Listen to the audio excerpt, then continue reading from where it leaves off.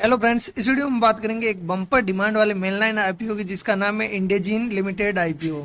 तो ये आईपीओ 6 मई को ओपन हो रहा है और 8 मई को क्लोज हो जाएगा। इस वीडियो में हम इस कंपनी का सारा रिव्यू करेंगे कि कंपनी किस सेक्टर की है, क्या काम करती है और ये फाइनेंशियली और फंडामेंटली कैसी कंडीशन में, यानी कि प्रॉफिट मेकिंग है या लॉस मेकिंग है, और इसकी घर मार्केट में क्या डिमांड चल रही है जिससे हमें लिस्टिंग गेन का अंदाजा मिलेगा। तो बने रहिए वीडियो के लास्ट तक। सबसे पहले बात करते हैं इसकी डिटेल की। तो इसका फेस वैल्यू रखा गया 2 रुपीज पर शेयर और इसका प्राइस बैंड रखा गया 430 रुपये से 452 रुपये। तो अगर इसका फेस वैल्यू 10 रुपीज रख के इसका प्राइस बैंड निकाला जाए तो 2260 रुपये कट ऑफ प्राइस हो रही है पर शेयर। तो जो हमें 430 और 52 दिख रहा है, वो तो ये एक्चुअल में जो प्राइस बैंड है वो नहीं है। जो एक्चुअल प्राइस बैंड है 2260 रुपये कट ऑफ है, तो उतना सस्ता नजर नहीं आ रहा है।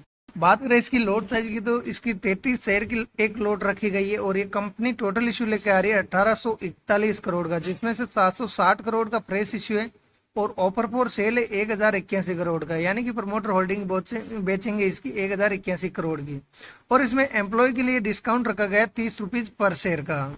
बात करें इसके ग्रे मार्केट में क्या डिमांड चल रही है, तो आज की डेट में इसका ग्रे मार्केट में प्रीमियम चल रहा है 266 रुपीज पर शेयर और इसमें 33 शेयर की लोट है। तो एक लोट पे फायदा बता रहा है 8,778 रुपये का।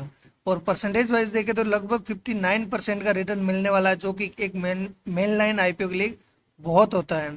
तो इसमें काफी अच्छा रिटर्न मिलने की उम्मीद है अभी अभी के हिसाब से। अब बात करते हैं कि कंपनी करते क्या है, यानी कि किस सेक्टर की कंपनी है। तो ये कंपनी 1998 में स्थापित है, यानी कि अपने सेक्टर का काफी अच्छा एक्सपीरियंस को ऑलरेडी हो चुका है।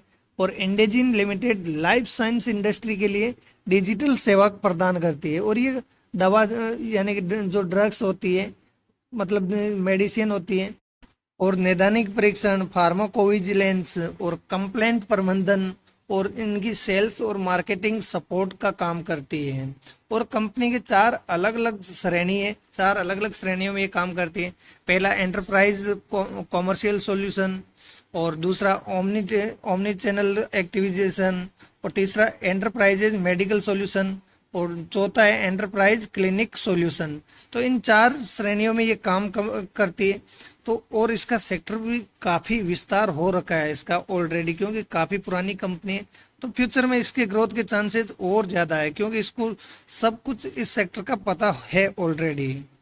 अब बात करते हैं कि ये फाइनेंशियल कैसी, यानी कि प्रॉफिट मेकिंग है या लॉस मेकिंग है। तो सबसे पहले बात करें एसेट की, तो 2022 में एसेट था 1353 करोड़ का, जो 2023 में बढ़कर हुआ 2203 करोड़ का, और 31 दिसंबर तक 2518 करोड़ का हो गया। रेवेन्यू की बात करें तो 2022 में 1690 करोड़ का रेवेन्यू जनरेट किया, 2023 में 2364 करोड़ का, और 31 दिसंबर तक इसने 1969 करोड़ का रेवेन्यू जनरेट किया है। प्रॉफिट आफ्टर टैक्स की बात करें तो 2022 में 162 करोड़ का प्रॉफिट हुआ, 2023 में 266 करोड़ का, और 31 दिसंबर तक इसने 241 करोड़ का प्रॉफिट जनरेट कर चुकी है। बात करें नेटवर्थ की, तो 2022 में 763 करोड़ थी, जो 2023 में बढ़कर 1063 करोड़ हुई, और 31 दिसंबर तक ये हो गई 1327 करोड़।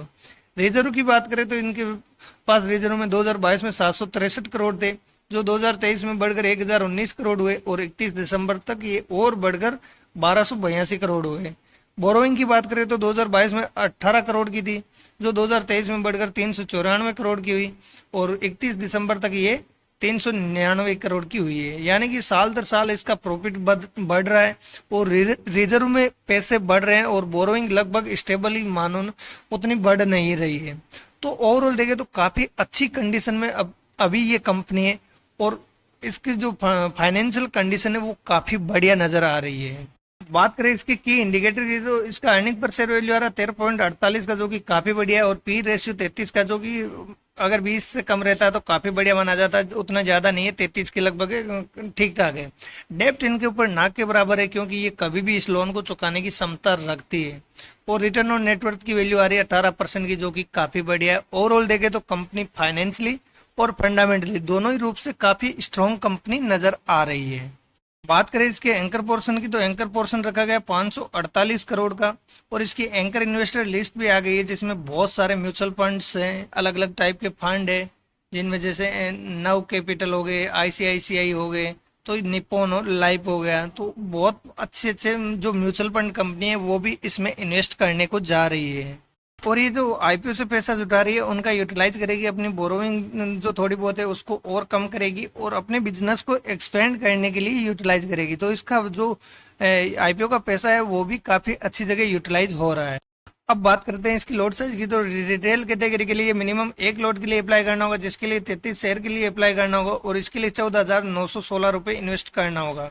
और मैक्सिमम रिटेल कैटेगरी में 13 लॉट अप्लाई कर सकते हैं और एचएनआई कैटेगरी में अलग अलग कैटेगरी के लिए अलग अलग लॉट साइज रखी गई है। अब बात करते हैं इसके अलॉटमेंट की। तो इसका अलॉटमेंट आएगा 9 मई को, रिफंड होगा 10 मई को और इस आईपीओ की लिस्टिंग होगी 13 मई को। अब फ्रेंड हमने इस कंपनी का सारा रिव्यू कर लिया है, कंपनी किस सेक्टर की है, क्या काम करती है, फाइनेंशियली कैसी है, फंडामेंटली कैसी है, तो हर एक चीज़ का हमने देख लिया। अब हमें फाइनल डिसीजन लेना है कि इस आईपीओ में अप्लाई करना चाहिए या अवॉइड करना चाहिए।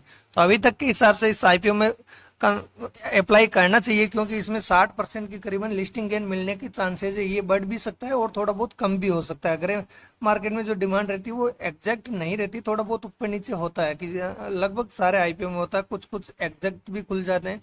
तो इसमें लिस्टिंग गेन के चांसेस 100% है, क्योंकि थोड़ा भले ही इससे कम मिले लेकिन मिलेगा जरूर। बाकी फाइनल डिसीजन आप अपनी रिसर्च करने के बाद ही लेना, क्योंकि जो शेयर मार्केट में इन्वेस्ट करते हैं उसमें रिस्क भी रहती है। और फ्रेंड आईपीओ के अलॉटमेंट के चांस बढ़ाने के लिए आप फैमिली मेंबर के डीमेट अकाउंट खोल सकते हो, जिसका लिंक मैंने डिस्क्रिप्शन में दे रखा है, ताकि डिफरेंट डिफरेंट पेन से अप्लाई करोगे तो अलॉटमेंट के चांस बढ़ सकते हैं। और फ्रेंड वीडियो अच्छा लगा तो वीडियो को लाइक कीजिए, चैनल को सब्सक्राइब कीजिए, साथ में बेल आइकन को भी ऑन कर दीजिए ताकि हमारे वीडियो का नोटिफिकेशन आपको मिलता रहे। धन्यवाद।